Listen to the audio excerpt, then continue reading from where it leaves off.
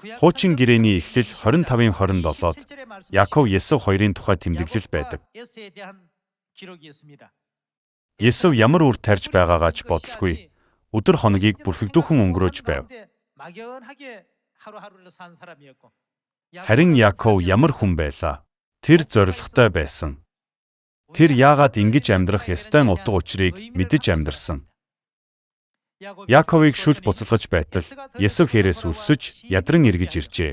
Есав Яковт "Би өлсөж ядарсан учир чи улаан шүлнөөсөө надад идүүлнэ үү" гэжээ. Яков ууган хүү байх эрхээ өнөөдөр надад худалдаач гэсэн.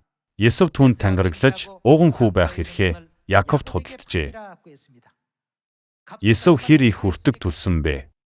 Ганц аяг улаан шүлөөр ууган хүүгийн эрхээ худалдчихдаг. Энэ үр эцэст нь ямар үр дүнд хүргэлээ? Уг нь ууган хүүгийн бүх эрх Есавынх байсан ч тэр нь Яковт шилжсэн. Яков нь бүх амьдралаа өдөр бүрийг ууган хүүгийн эрхийн төлөө амьдарсан. Харин Есав нь түр зуурын баяр цэнгэлд уур зүйлд зүрх сэтгэлээ өгч амьдарсаар эцэстээ бархиран ойлгох үр дүнд хүрсэн.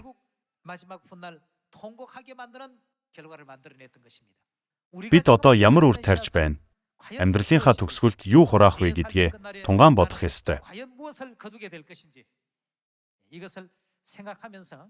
Итгэлийн амьдралаар амьдрахдаа бусдад чирэгдэж явахын оронд тодорхой зорилготой амьдарч